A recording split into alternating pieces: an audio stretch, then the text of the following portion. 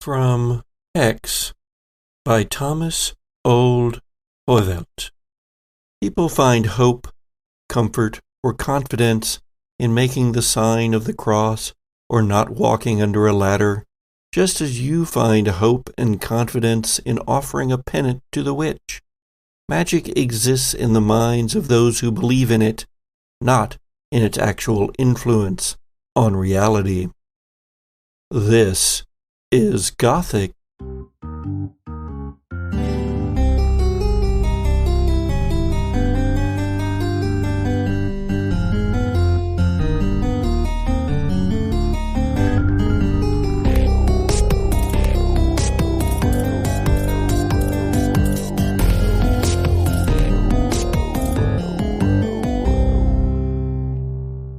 The Gothic Podcast is a horror and humor actual play audio drama.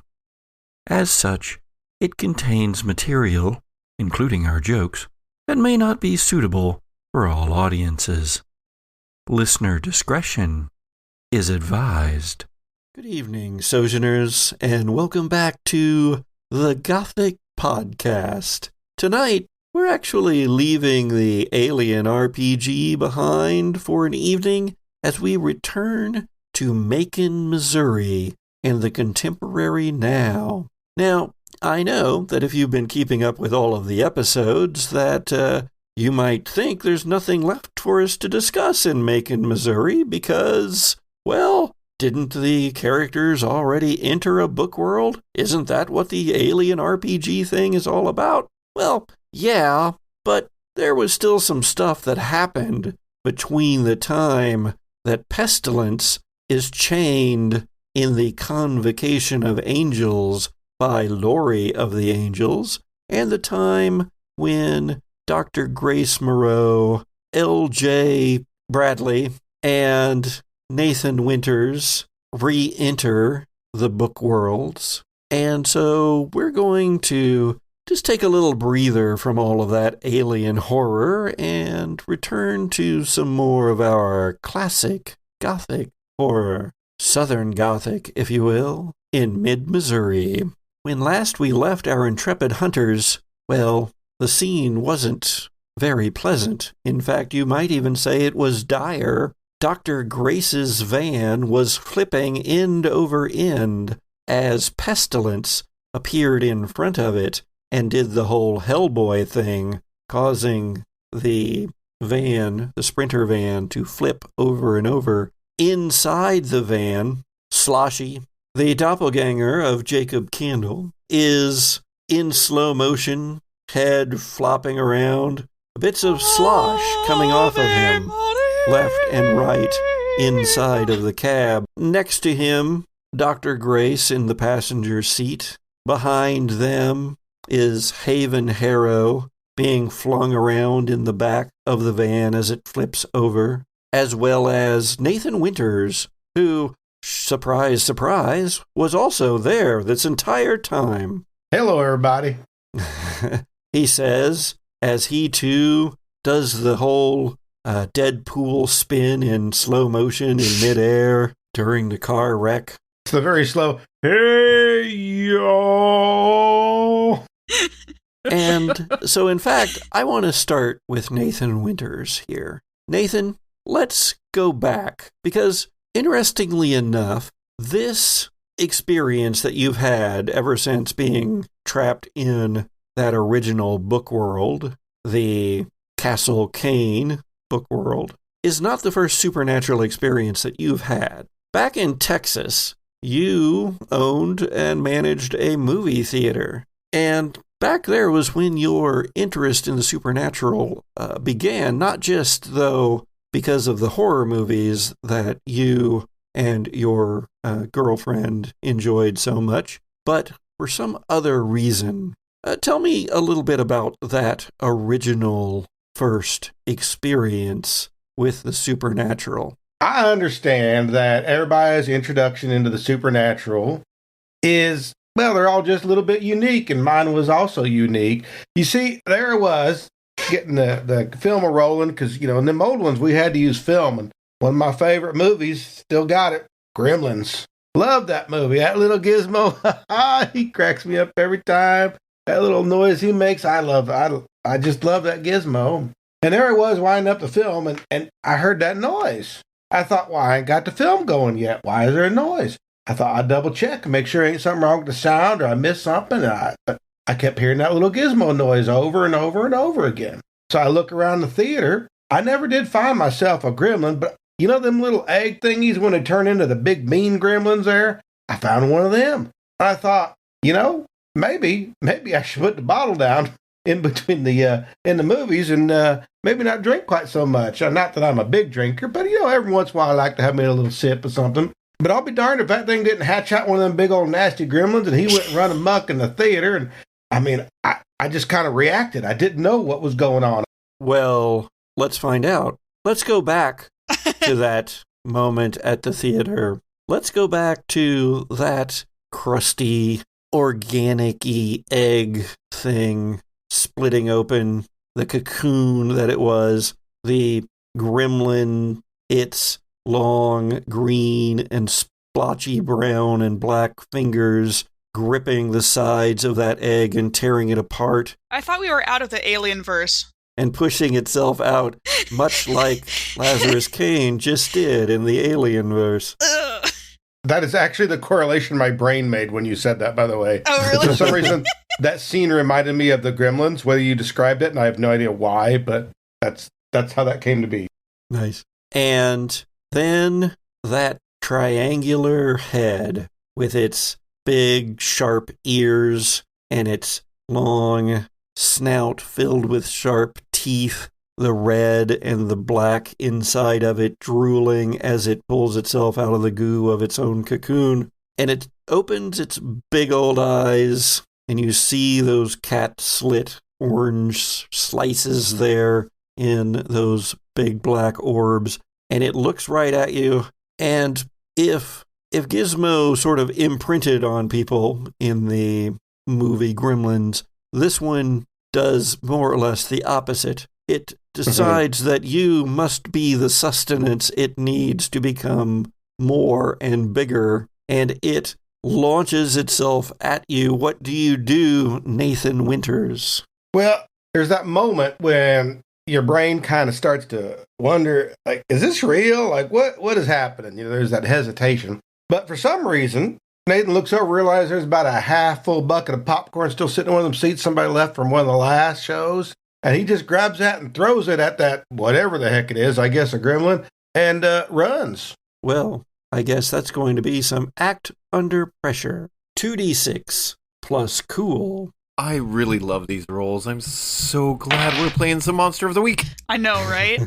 Act under pressure. That is a total of 5. Yay. You throw that old box of popcorn at the gremlin.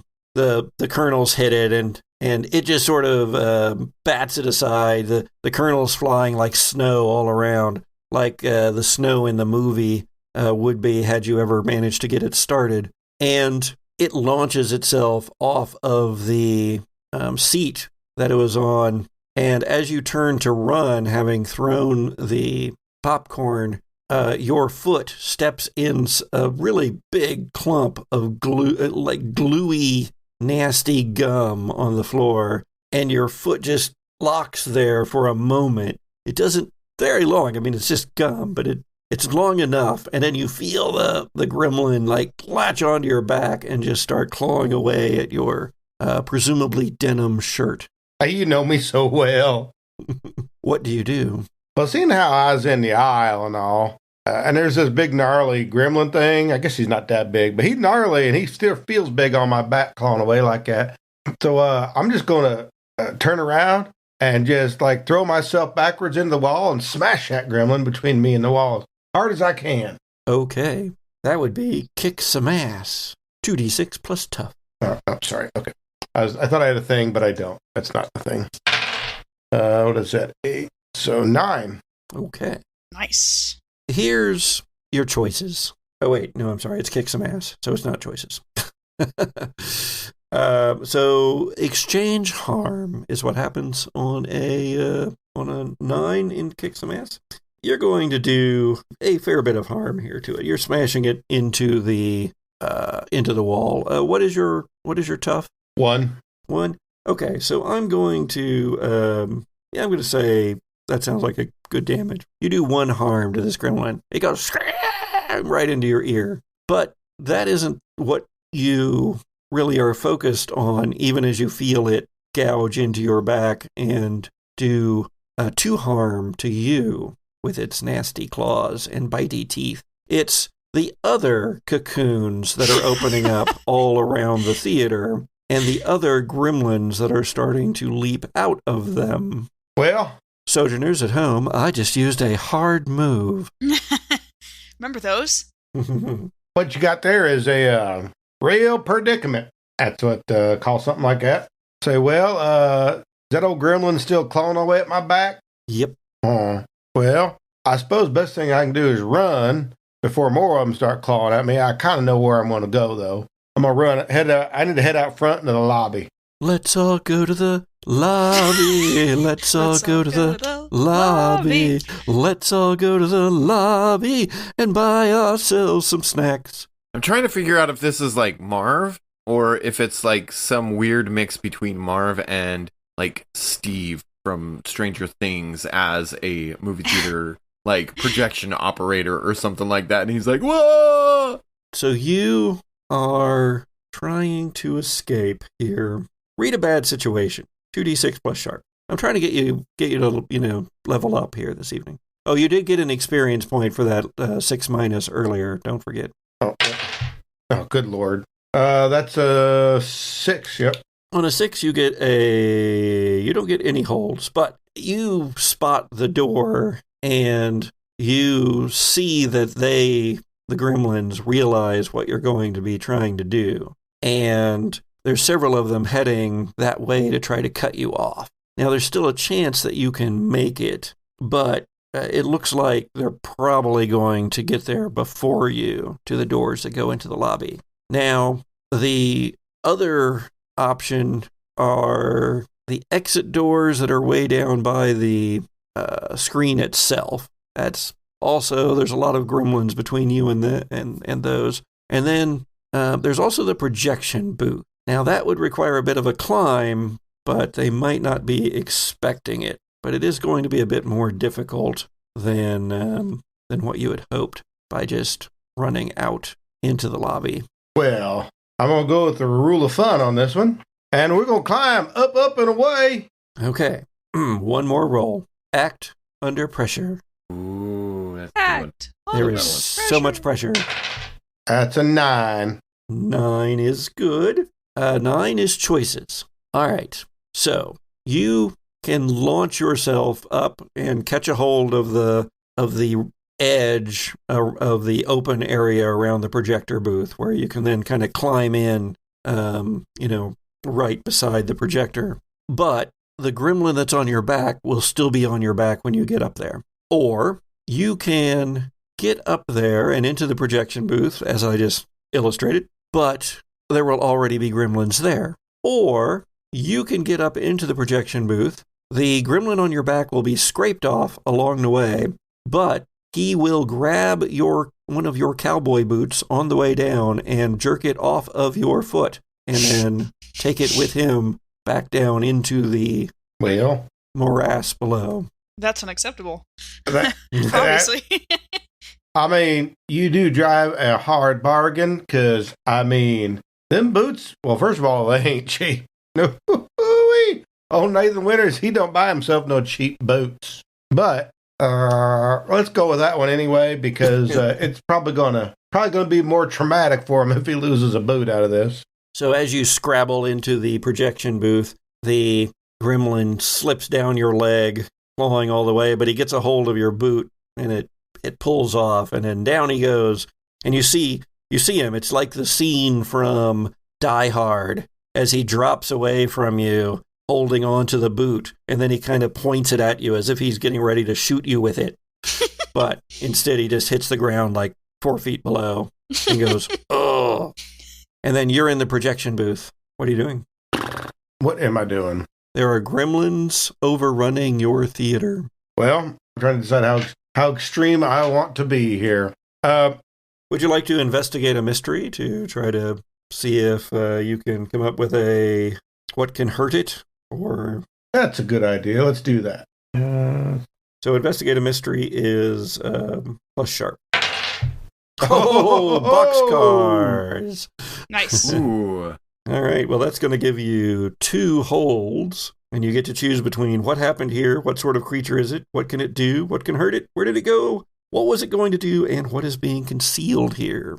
Definitely what can hurt it, and what were my first couple options there? One of those early ones sounded promising. What happened here, what sort of creature is it, what can it do, what can hurt it, where did it go, what was it going to do, what is being concealed here. Like I said, definitely what can hurt it, and I'm going to pick what sort of creature is it, just on the off chance that it's not something as simple as, no, it's actually a gremlin. Maybe get some more insight as to, I guess, almost of what's going on here, but in the aspect of what the hell is it? Okay, so as you fall into the projection booth, the light on the projector is on, light in the booth is on. You didn't get the reel of the movie started. In fact, when you saw the cocoon thing down there, you in fact didn't even finish putting the reel onto the projector. But now your eyes fall on the tin, the big tin that holds the those big old rolls of film that your projector uses. And on the tin, in raised letters that have been punched in from the back, it says Nix Production Company, NYX Production Company. In case of emergency, play film. And you just always thought that was a joke. But you were having such a hard time getting the film to run that now you're wondering. I mean, there's that movie moment where, you're looking down at that message. Almost a breaking the fourth wall moment where Nathan looks like right at the camera, except for, it's kind of the viewpoint out into where the gremlins are. And he says, well, I suppose in all my life, I've never been more certain that this was an emergency. And I have no idea what in the Sam hell is going on here. So why not? The movie that also comes to your mind in answer to one of your questions is The Last Action Hero, where Arnold Schwarzenegger's character comes out of the movie. So what does one need to do in order to put a character back into a movie? Well, roll it backwards? I was going to say play the movie. Oh, well. That's clever, though. You begin to play it backwards, and all of the gremlins become AC/DC fans, and then they just start wagging their tongues at you. Eating food after midnight, no sunlight. Eating food after midnight, no sunlight. What do you do, Nathan? Mosh. So I take it I have not hit play on the in case of emergency play movie yet? No, you weren't able to get the reel onto the projector. You've still got to do that. And even as you realize that what had happened was you started to put the reel onto the projector, but you dropped it. And so it's still there on the table next to the projector. You need to get it on there and get it threaded if that's what you want to do, if you want to play the movie. Absolutely. Even as gremlins are tearing up seats down below and starting to climb up themselves in a pyramid of gremlins toward the projection booth window. Well, in maneuvers that are as practiced and as old as time, the old Nathan Winters, he grabs that reel, puts it on, it's just as smooth and as quick as he can. It absolutely will be smooth and quick if you roll high enough on Act Under Pressure. All right. Big money, no whammies. I mean, that's an 8. Could be worse. It could be. But of course, the 7 to 9 range means choices. Yes, you're going to get the reel onto the projector, but gremlins are going to have already swarmed in, and they're going to be clawing at you even as you hit play. You will almost certainly still take some gremlin damage, maybe enough to send you into unconsciousness. Or you're going to get the reel onto the projector, and you're going to hit play, and it's going to start playing, and whatever then happens, happens. But then the whole thing is going to catch on fire. Or you're going to get the reel on, you're going to hit play, whatever happens, happens. But your boot will also be sucked into the movie. Well, those are two real good options. By good, I mean bad. But just because I want to see where you're going with it, I'm going to go the last option. And I want my boot in this movie. I want to see what this is all about. I was wondering where that shoe came from in that movie. All right, you begin. You slap the reel on, well practiced, many times, hundreds, thousands perhaps of times. Bam, on it goes. You don't know why you dropped it earlier. Never happened to you before. You hit play. Goes the projector. And the movie comes up on the screen, and suddenly all the gremlins, even the ones that were just about to start swarming through the projector booth window, they all turn and look at the screen. And it doesn't start at the beginning. It starts at the scene where they're all in the movie theater. And they see themselves up on the screen. And then, like a portal sucking them back in, like a whirlpool, they start getting pulled into that scene on the screen. And the last one to go is the first one that you encountered. It goes kicking and screaming as it flies feet first toward the movie screen in the front of the theater, still holding on to your boot as if that could keep it in this reality. But then both it and the boot disappear into the screen, into the scene, and you see a little known little bit there of gremlins, only maybe 2 or 3 frames. There is a gremlin wearing one cowboy boot. The van continues to tumble end over end down the highway. Kathoom, kathoom, kathoom. There's a sickening thud as Haven Harrow smashes against some large piece of equipment that Dr. Grace has back in the back. Nathan Winters gets tangled up in a wheelchair. Dr. Grace, you also have had many experiences with the supernatural. More than probably anyone else here, except maybe Haven herself. There's one, though, that stands out to you as your seatbelt presses against you, tightening, jerking against you, so that you feel the pressure of gravity of centrifuge spinning you around. What is that encounter? That was the thing that lived in the river in my hometown of blank, Montana. Go on.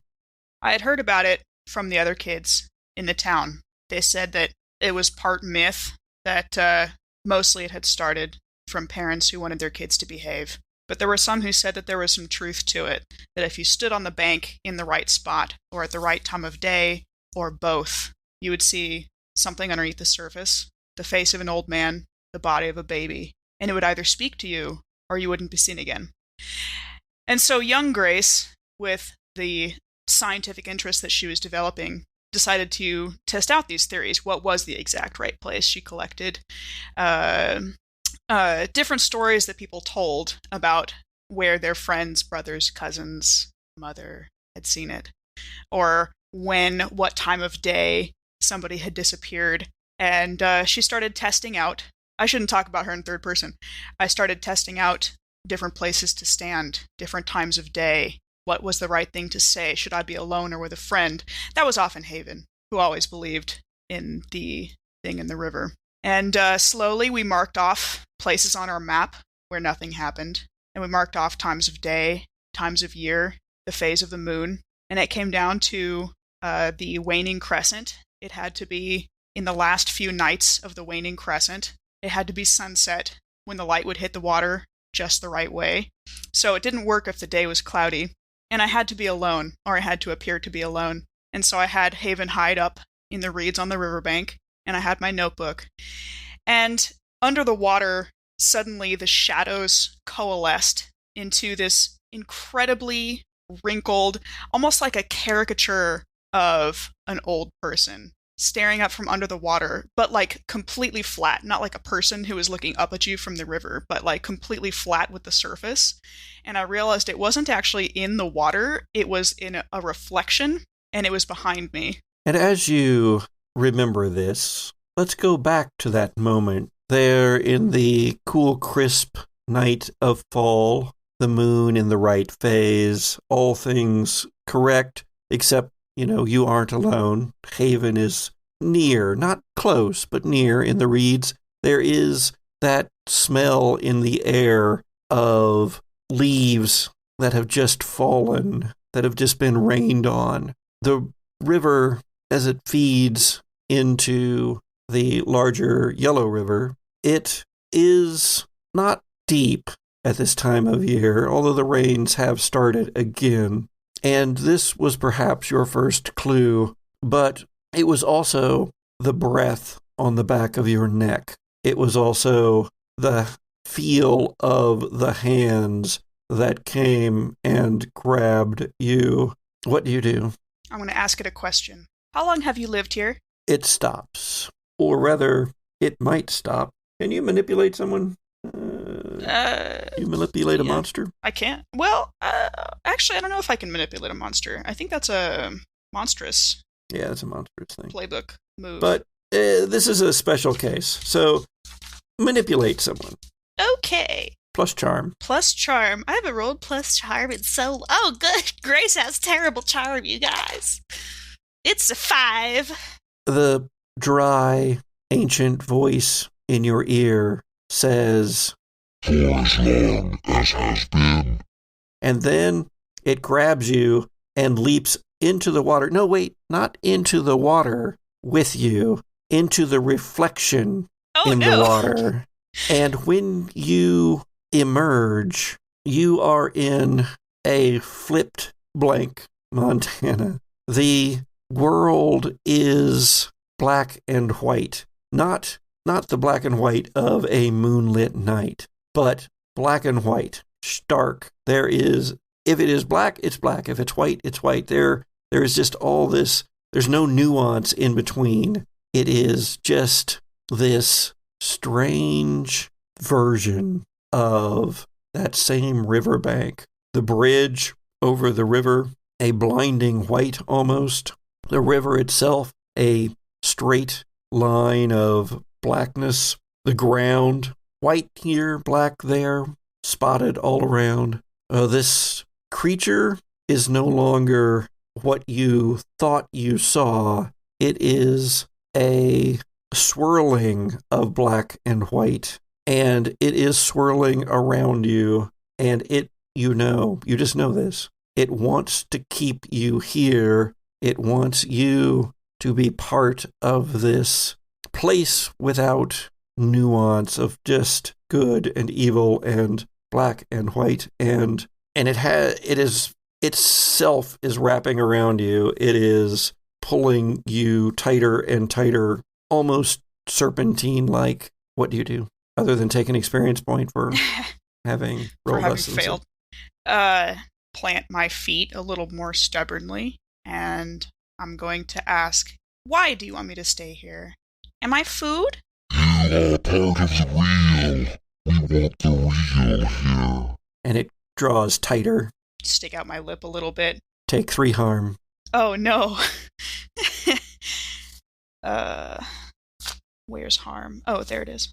3 is a lot, Patrick. Mm-hmm. 3 is a lot in this game. It is. There's a cracking in your back. Something pops. Then there's a hand. A real hand. Not black and white. Not this weird reversal thing that isn't really quite reversal, but something else. And it is Haven's hand. And it is reaching up out of the black water of the river. And it's just grasping blindly. What do you do? I'll show you something real. And I'll do one of those things where, when a kid doesn't want to be like physically moved by an adult and they kind of ragdoll onto the floor and then starfish out of its grasp and grab Haven's hand. And I'll say, loss is real. Act under pressure. Act under pressure. Grace, god fucking damn it. It's another 5. Good grief. You grab a hold of Haven's hand. It's the last thing you remember, as there's another snapping sound, and you take 3 more harm. Oh, that's so much harm. Oh, that's so bad. I'm at 6 out of 7 harm. The van continues flipping.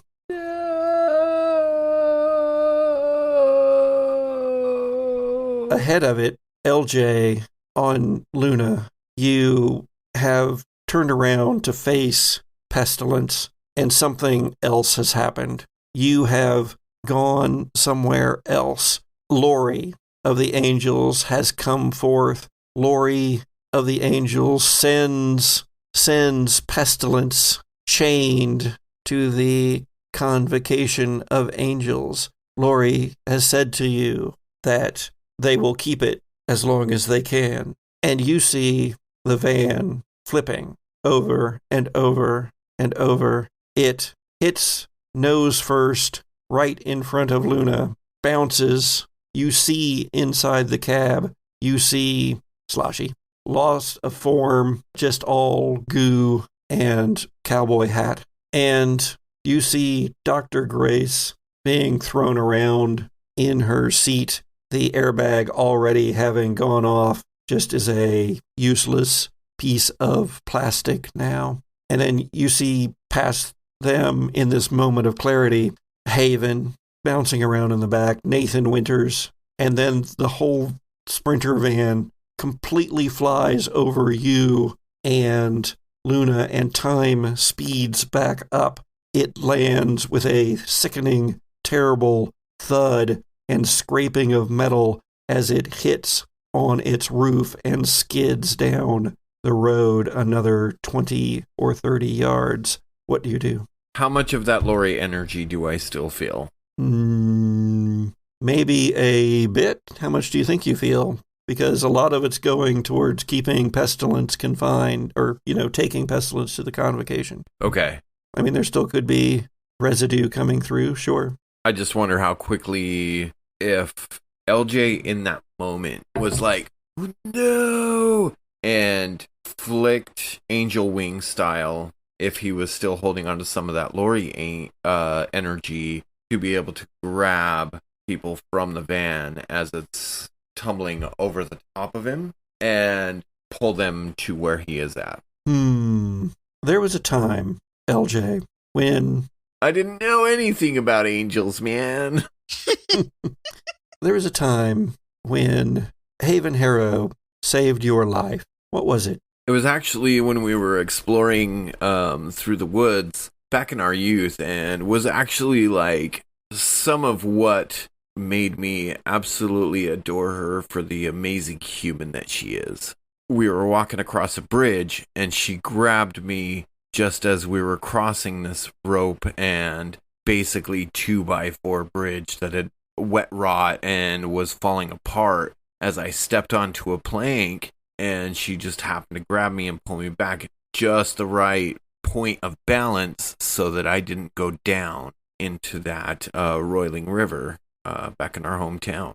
So you try to do what it is that you want to do here. You try to save at least one of them the way that you were saved, even though there's no logical, no law of physics should ever allow this to happen. But then again, Pestilence was here. Then again, somehow the you that was in a book was here. Act under pressure. Oh, what's my cool? I know, right? LJ's a little cool. Ooh, 10. Who do you pull out? This is like the bridge scene from season 2 all over again. Oh, that's so hard, because in some ways I want to pull out Haven, but more recently I've connected more closely with Gracie. Before you make your decision, okay. When you were kids, what happened to Andy Locke? There was... the girl that used to run with you all. Andrea Locke was one of those we thought she got kidnapped kind of stories. She just vanished one day. We don't know why, we don't know how, everybody had their own theory on it, but nothing could ever be proven. Who do you choose?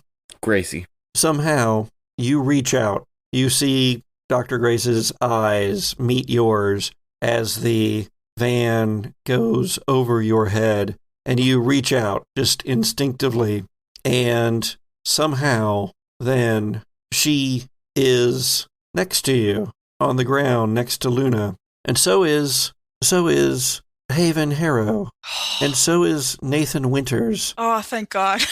And so is Sloshy. Oh, yay, Sloshy! Yay, Sloshy. Sorry, that was too loud. Yeah, me too. And for a moment, standing there, a form that you can only kind of see because of its translucence is Andy Locke, standing in the road, smiling at you. For a moment, she is how you remember her as a kid. But then there's a flicker, and she's there in her adult form, the form of Cassie Sutherland, who you encountered quite a number of times in the 50s, LJ. What? As she, over and over again, took you out to the drag races on Highway 36. And then she vanishes. Sojourners at home, for those of you who don't have the video feed, Jesse is apparently apoplectic. I can't say the word. Apoplectic, yes. Oh, wow. Jeezy crazy. I know her. I know her. And then, LJ, the van finishes its spin, lands on its roof, and skids down the road. But there's no one in it now. Sparks and stuff flying off of it. Oh, my poor van. Whoa. Gracie, you all right? Haven? Nathan? Haven is unconscious. Haven?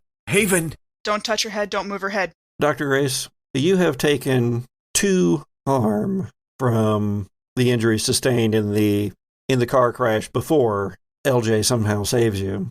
Uh-huh. Nathan, you actually take 3 because you were unsecured in the back. Question. Does the 2 harm stack with the harm that Child Me took earlier? No. Okay. You can erase all of the harm that you had taken from your memories. Whew, that's a good thing. I still have my harm from pestilence, though. Yes. Yay. So, Dr. Grace, you are at -1 ongoing. Okay. And Nathan, you're just suffering intense pain. It's pretty localized. You appear to have broken your leg. Happily, I have spare wheelchairs. There's an explosion. Oh. It's a small explosion. It's not like the entire van just blew up, but there is an explosion in the back of the van from something. I reach out for a minute like I could stop it from happening, like, oh, my van. All of my medical equipment's in there. Nathan, you're no longer in the van. What are you doing? I'm assuming he's somewhere near the van, though. You are next to LJ, who is on his motorcycle, and the others are on the pavement around you. The van is about 20 yards away or so down the road on its roof, smoking with a little bit of a fire that just popped up in the back. You don't know how you got here unless you just fell out of the van while you were flying through the air. Definitely going to move towards the van, limping that way to see if there's anybody that needs to try to get out. Everybody who was in the van is now here around you. Okay, so there's nobody left in the van. There is no one left in the van. And anybody look like they need any sort of first aid at the moment, or? Well, there is a broken leg and an unconscious person. You need first aid, and Dr. Grace needs first aid, and Haven Harrow is unconscious, and Sloshy is a pool of goo. Pool of goo sounds really bad. And I have all these cool abilities, and none of them work in like any situation I've been in yet. At the same time, LJ had been like, Haven! And like hopped off of Luna, like slow motion, like as Luna slowly falls to the ground, LJ's in the air and reaching for Haven. Don't touch her head, don't move her head. Yeah, and by the way, what in the Sam hell is going on here? I would like to know the same thing myself, but first we should tend to our injuries. Actually, I'm going to look around because I don't know yet that pestilence isn't still, stalking us. Pestilence is maybe still here, maybe not. You don't know. So I would say, because I like giving you chances to, Or earn more XP. Earn more XP. Read a bad situation. Yeah, this is the first thing you do in first aid. Is the scene safe? Okay, it's a natural 10 plus whatever really bad plus situation sharp. is. Sharp. It is a 13. Nice. Wow. Dr. Grace is pretty sharp. That's a hold 3. Woo! Are there any dangers we haven't noticed? Interestingly, the danger that was here, you don't have actually a really clear memory of it or of much of the accident at all. But you do know that the last thing you remember is pestilence was right there on that big old horse right in front of the van, and it is not there anymore. But dangers, maybe not, but there are cars that have stopped some distance away, and people are starting to get out of them and look at the accident that has just happened. And some appear to be on their cell phones, so it is probably not long before the Macon Police Department shows up. Okay. Noted. Get tub for Slushy. I have 3 holds. What is the biggest threat? Unless it would be the same answer as you just gave me. Because LJ just leapt off of Luna and is rushing toward Haven, Luna is about to fall over on top of Sloshy. Oh, okay. I'll catch Luna and put the kickstand down. What's the best way to protect the victims in this case? Meaning us. Sloshy needs to be unsloshified. Uh-huh. And because if the police department shows up and Sloshy is gooing around, then there's going to be problems. Let's see. You had to use your legs to create a device. Oh, yeah, I did. I'm just sat on the ground, huh? Yeah. And you're just sort of there propping up Luna. So it's very heavy. It's a heavy bike. You need to get out from under Luna. You need to fix Sloshy. And then you need to get Haven and probably Nathan and possibly you real medical attention, since you don't have the means at the moment to do it yourself.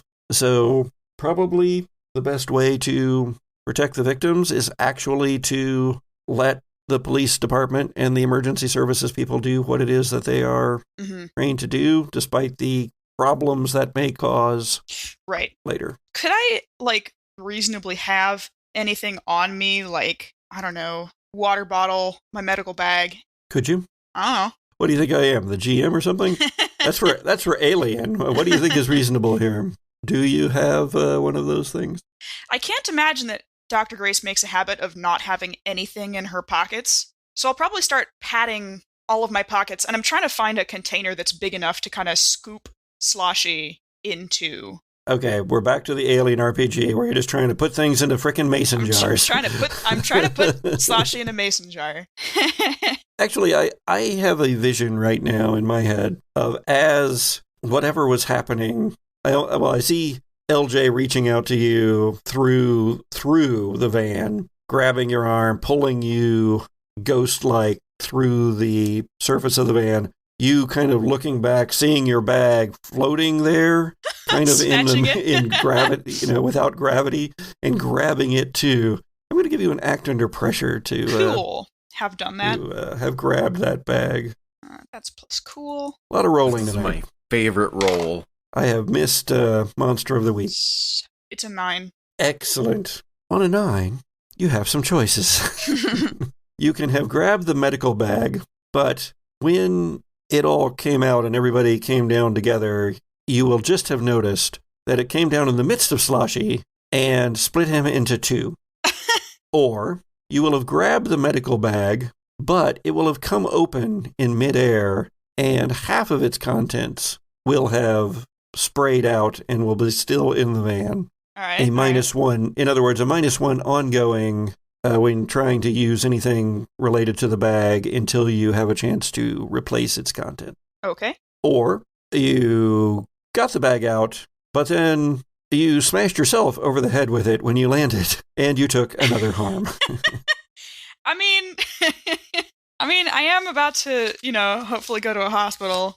Although, you know what? I feel like being splashed in half is not necessarily something that will do Sloshy permanent harm. I kind of get the impression that isn't this the one that like leaked through the stairs that one time? Sure. I mean, he leaks through a lot of things. Yeah. No, I you know what? I'll go ahead and give you another, investigate a mystery. Oh, okay, cool. Ooh. Awesome. Because that's going to give you a what can it do question. And you've been studying him for a while, so. 11. Oh, geez. What can it do? You have actually spent a fair bit of time studying the doppelgangers. A solid division like this, he's probably not going to reform as he was. Oh, okay. He is probably going to become two sloshies. Huh. As a bit of sloshy osmosis. Sloshmosis Jones. Sloshmosis. And osmosis is not the correct word, but you can still come onto our Twitter feed and tell me how wrong I was saying osmosis.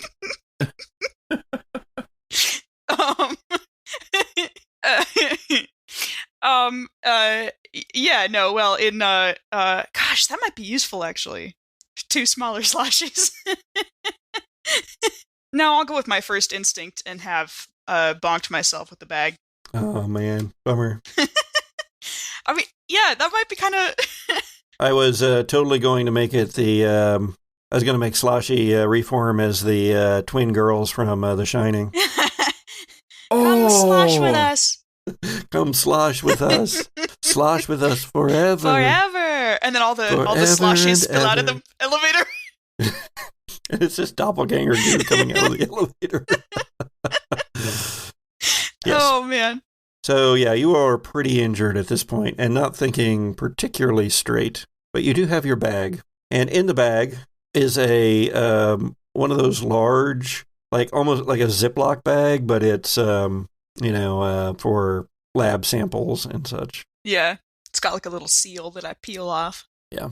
I'll try and scoop Sloshy in there. We'll see if you get enough to make Sloshy not be two creepy twin girls from The Shining. Right, you get like a hamster amount. Two creepy twin hamsters from The Shining. Hey, y'all ever tried to scoop up goo with your hands? You're going to have to let Luna down at some point here to do this. You are not feeling well. You did save Sloshy from being crushed by the bike, and you're able to kind of wriggle out from under it. But Luna is, alas, on its side. LJ, you are next to Haven. What are you doing? I think I've spent a lot of that trying to tap into Lori, and I imagine LJ just remembering that lay on hands spell and trying to use magic.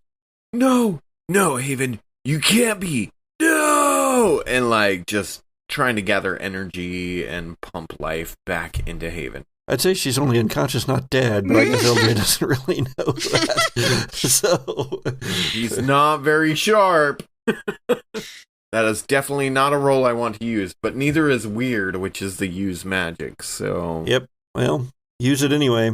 You are trying to channel the last vestiges of book magic here. Jeez, -1. You are the mundane, after all, unless you're about to change playbooks. Not yet.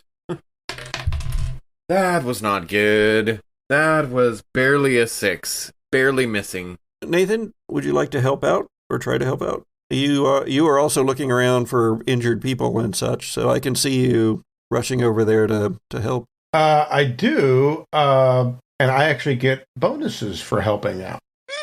Finally, something your sidekick can do. Yeah, no, that's actually, he's really good at this. I think the best one is there is no I in team. Do you even have to roll? Yeah, I get bonuses. So let's. Well, and then that could happen right there. Gee. Huh. You Yeah. don't help out. You put yourself in immediate danger of this crazy magic that I'm trying to summon. Anyway. There's an explosion as LJ attempts to channel magic that was never meant for this world anyway. I'm so sorry, Jesse. I'm so sorry, LJ. Luna explodes. Oh, no! Oh! I'm gonna cry myself Oh my to sleep on my God. pillow tonight. And you all lose consciousness. Oh. Huh. You wake up in the Samaritan Hospital in Macon, Missouri, and Dr. Grace, there is a man standing in your room. He is wearing a very natty suit with a bow tie, and it is Ethan Crane of the Nix Collective, and he says, "Oh good, you're awake, finally. It's important that you be so. The box is still opening. War has emerged. And it's probably going to be a while before we find out what happens Oh! in the contemporary now as we return to the Alien RPG on the next Oh, Patrick! Gothic Podcast. Oh my God, I'm turning Dun, purple. I'm so dun. mad. What happens is his nose is broken! Except probably not, because I don't have any feet right now. The Gothic Podcast is a humor and horror actual play podcast produced by C. Patrick Neagle, starring C. Patrick Neagle, Sharon Gollery-LaFournese, Jesse Baldwin, and Richard Southard. Season 3 of the Gothic Podcast uses rules from the Alien RPG, produced by Free League Publishing, and Monster of the Week, written by Michael Sands and published by Evil Hat Productions. Theme music is by Zoe Hovland, and original artwork by Jared George Art. If you enjoy the Gothic Podcast, please like, rate, and review us on iTunes. Visit our Twitter, Facebook, and Instagram feeds, and check out our Patreon page. Thanks.